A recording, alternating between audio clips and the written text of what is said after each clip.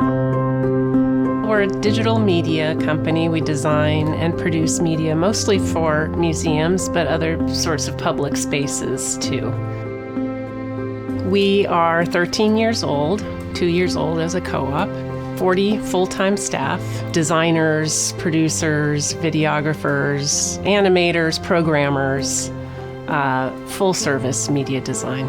So our owner was thinking about the future, knowing that maybe retirement was on the horizon. I think it concerned him that he was the he always said the hit by the bus scenario. If he gets hit by a bus, what happens to all of us? There are really two possibilities that you're faced with there. Find some external person who would be interested in taking the company on and who would buy the company, or much more reasonably, moving ownership of the company to the people who knew the company best, and those people were the employees of the company who'd already committed a tremendous amount of their energy and effort and time and love to the success of the company. Let those people take it on.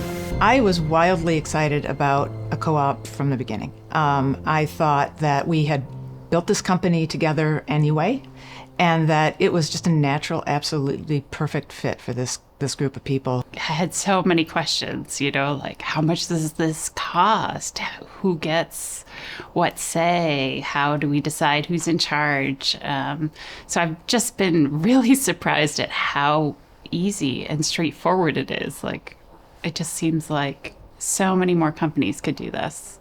To move to a cooperative, we created a steering committee, which was a group of people voted on by the company whose role it was to investigate the viability and the process, how we would buy the company, how we would structure the new company, some explicit language about who we are, what our mission might be as a company. So the steering committee did their work, and then there was this moment where we had to present it to the company to see if they would be interested. We had been advised that a majority of people really needed to join the co-op if it was going to be a viable thing at all. But we didn't know that it was going to be virtually everyone.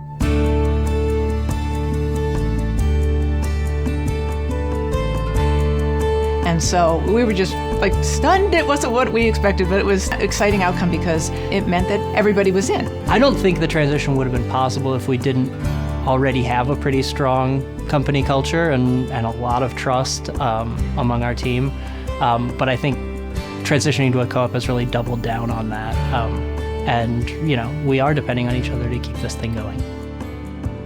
And that is the big advantage for a creative company, because suddenly you have different age groups, different people from different backgrounds, bringing their ideas and throwing them into the pool with the confidence that they can be heard.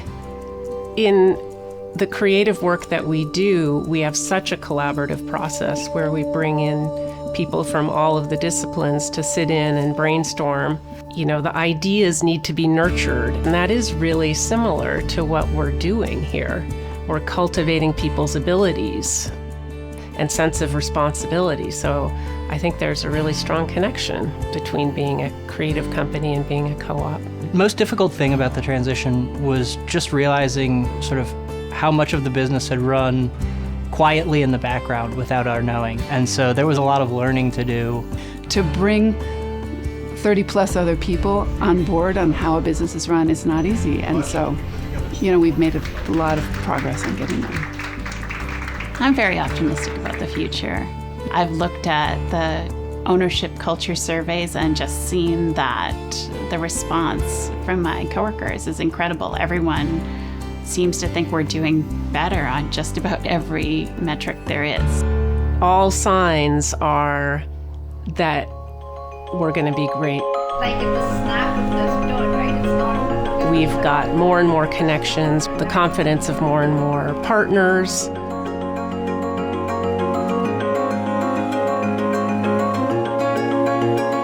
We're doing more and more interesting work. We're marketing it better. We have seen an improvement in our bottom line every year since we became a cooperative, and the future is looking really bright.